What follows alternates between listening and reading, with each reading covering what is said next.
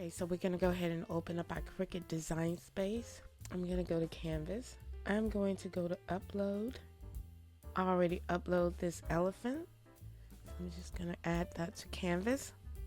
It will come in large, so make sure this padlock is locked and change the size to 4.75 because that is the size we will be working with. I am going to make 2 more copies.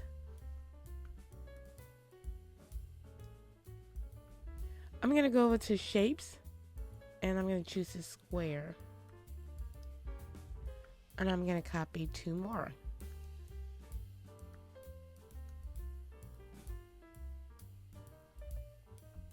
Next, I'm going to change my shapes to a 2.75. And then the middle shape is going to be 3.75. And our biggest shape is going to be 4.75. Okay, next I'm going to take this square and center it on top of both of these, the 2 middle one and the small one.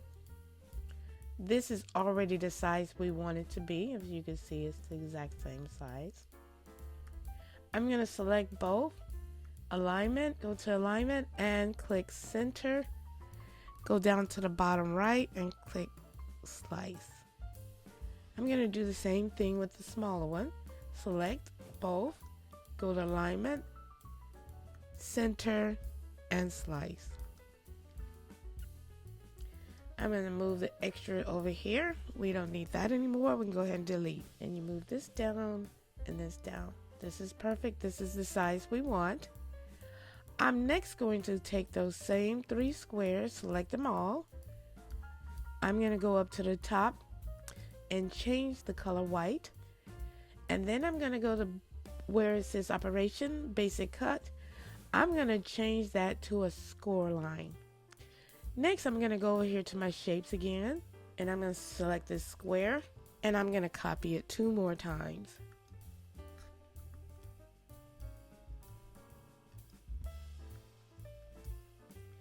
Now this is going to be an outline backdrop. This square, I need it to be a quarter larger than what this square is. And this square was 4.75, so I need this one to be a 5x5. So I'm going to go up to the top, the size, and change it to a 5x5. The next one, I'm going to change the size to a 4x4. And the last, I'm going to change it to a 3x3. I am going to take these 3 squares, select them all. I'm going to right click and send them to the back. Now I'm going to take these squares and just kind of move them over here with my score line. And as you can see, the score line is now on top of the squares, the background squares. I'm going to call them the background. So I'm going to select them both. I'm going to go up to line and center. And I'm going to go down to the bottom right, and I'm going to go over to attach and click attach. Now my score line is attached to score around this here box. I'm going to repeat the process for both. Select these, and I'm going to send it to the back. Be behind my elephant. You see that? But I like the color to be black. Instead of smoke gray, I'm going to change the color. I'm going to select just the squares over on your right. Go up to Operation, and this little color block, I'm going to click on that, and I'm going to change it to black. So now I am going to move this here square as close to possible behind the elephant. You could stop and start cutting now, but instead I wanted to get that view of what it's going to look like. So I'm going to select those 2, and I'm going to line them to the center, and I'm just going to go up to the right and then hit this here button here that says group, and I'm going to do the same with the rest. I'm going to select all, go to line, center, and there's your card. Now we need to make the actually card itself. So we're going to go back to shapes. Let's choose a square. This time we're going to unlock the padlock here. We're going to change the size to 10 by 5. We're going to go back to the shapes, and we're going to click this first line that says score line. I'm going to go up to the size, and I'm going to change the score line height to 5. I'm going to select the score line and the card, and then I'm going to go up to the top line and center. And now I have to go to the back, over to the bottom right and hit attach.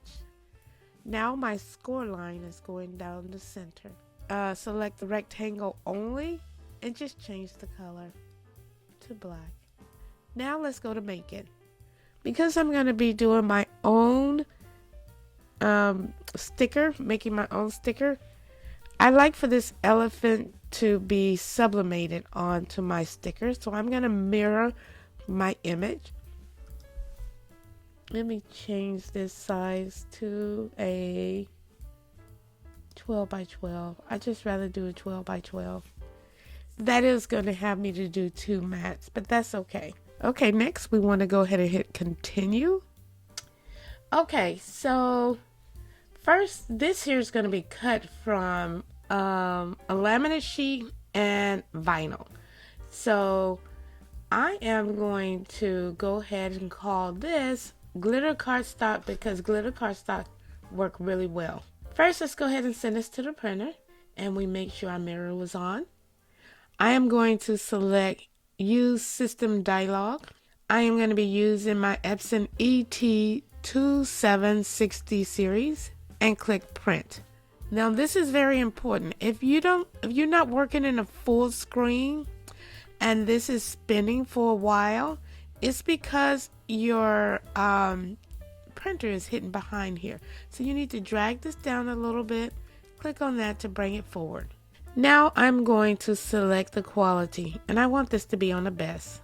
Everything else stay the same, and I'm going to send that to the printer. Now we're going to use the glitter cardstock because that seemed to work really well. So I'm going to use the glitter cardstock, and I'm going to say remember this. I am actually going to hit more pressure. Okay, so while my image is printing, I'm going to go ahead and send this to the printer. And as you can tell, when I select the cardstock, it is already telling me to use my score wheel, and then it's going to prompt me to use the other items. Okay, now I'm ready to make my image into a sticker. This is my Orcal 651. I'm going to go ahead and cut this into an 8.5 by 11. Yeah. And I'm just going to go ahead and trim it down. And because I already have this here, didn't quite cut all the way. I'll cut it in the middle. Just a minute. Next, we're going to bring over our laminate sheet of paper. And I got this from Sam's Club. And it's a bulk in here. Let me just pull this out. I'm going to just pull a fresh new one just to make sure there's no lint on it. And we're going to go ahead and open this pouch. Yep, I can see it. Here. And instead of ripping it down the middle, I'm going to just take my scissors because I only really need to laminate one side.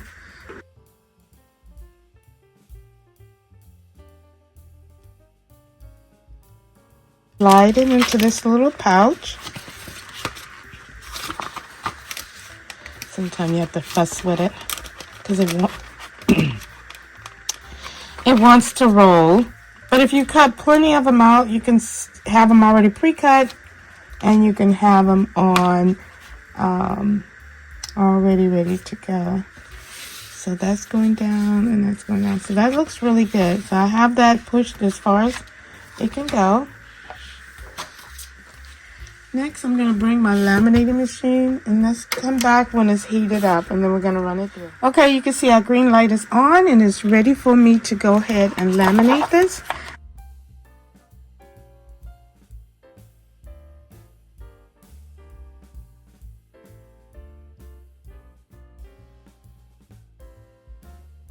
So my laminate looks really good. I'm going to go ahead and turn this off. Move that to the side.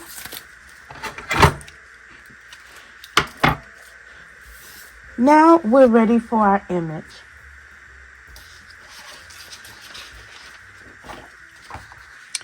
So this is reverse. We're going to take this and line it up as if it was 8.5 by 11 sheet of paper.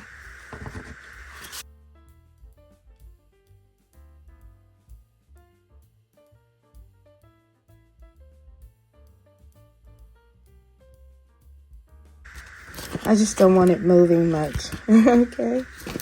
So now we're ready to take this to the heat press.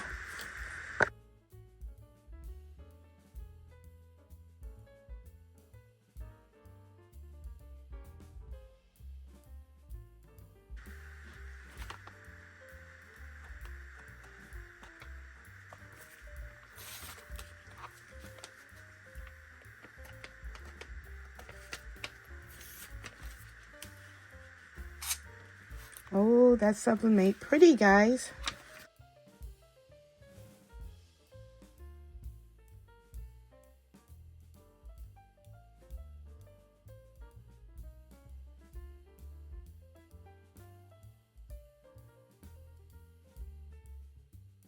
Using my strong grit mat. So let's get that nice and lined up.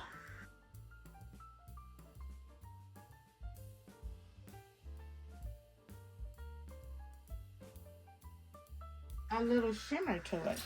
I have these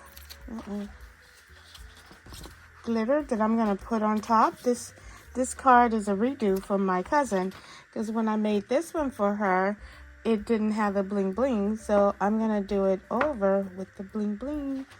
So, and it's just a shine. So I'm just going to line this up and see which line. So this line, I'm going to cut a little in between before that line.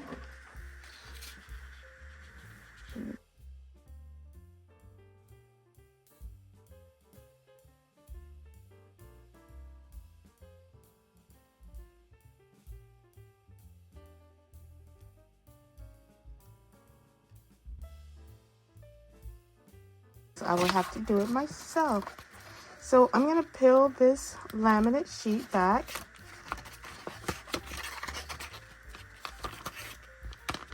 And I'm going to do my best to line it up in the center to catch both.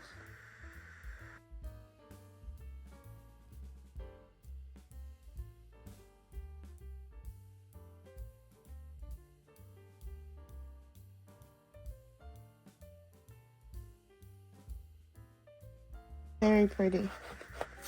Okay, so now we're all set. We're ready to send it to be cut. Okay, I'm just going to put a little tape on there, and the tape is to help it read the marks through the shine, because right now it's very shiny and it sometimes will not pick up the registration mark.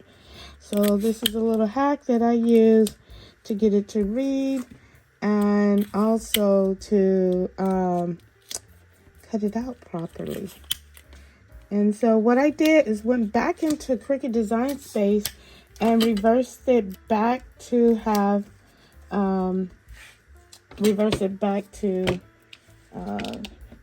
cut normal. My only thing I'm nervous about, I don't know if you can see that, but it didn't sublimate quite well. It's kind of a little off. So we'll see how that works. And this here lip is up. So what I'm going to do is just go ahead and put a little tape there so it doesn't get caught on that little lip. It shouldn't, but just in case. So next, we're going to go ahead and load this into our machine.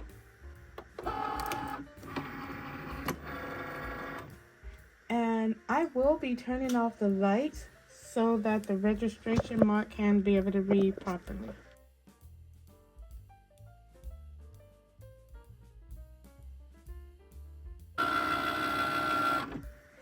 Great, so we can go ahead and unload. I am actually done with this, so we can go ahead and turn my machine off. We can go ahead and close it.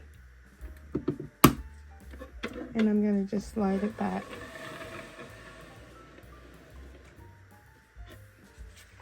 And guys, look at that. It is so pretty.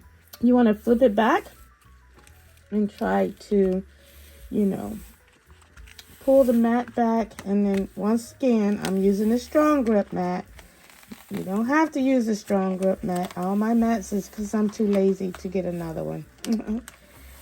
So just kind of just pull that back. For some reason that one didn't cut so well. We'll see. Okay. The paper tore a little bit because that's just the piece on the back. We don't need that. And now I'm just going to bend my card and just kind of score that sits on top. So I'm going to do that there. This will go here and this will go here. And as you can see, I have my little score lines, so that should help me to line it up 1/4 inch all the way around. Now I'm going to show you what I did last time. So hopefully, if you have a trick, please share it in the comment below. I would love to know. Amateur sticker. So isn't that cute? Oh, I'm so sorry I wasn't in frame. Let me just try to go down a little bit. So let's try the next one. So this is still the Orcal 651, and we sublimate on top, making it become a decal or a sticker. And I'm using my score lines here as a way of lining my image up.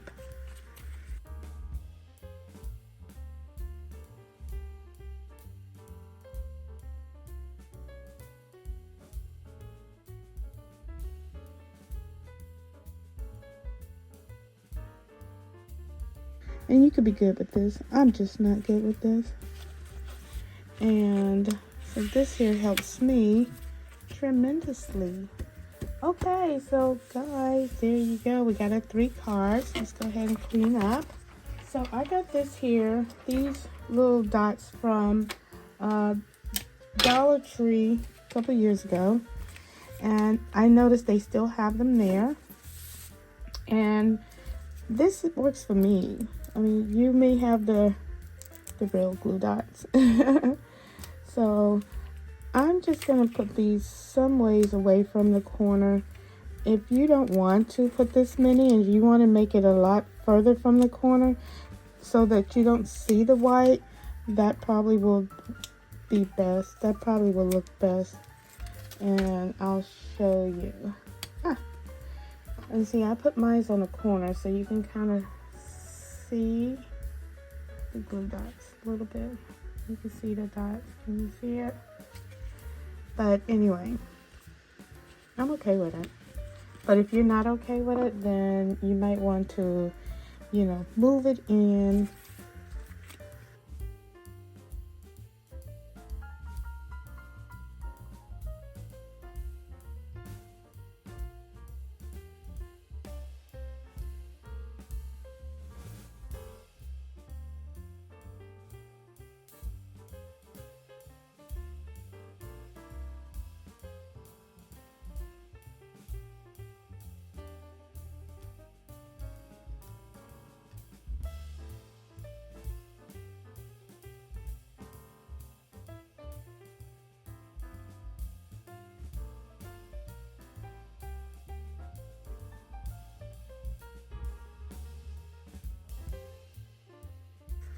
center that. Guys, look at that. You made your first 3D card.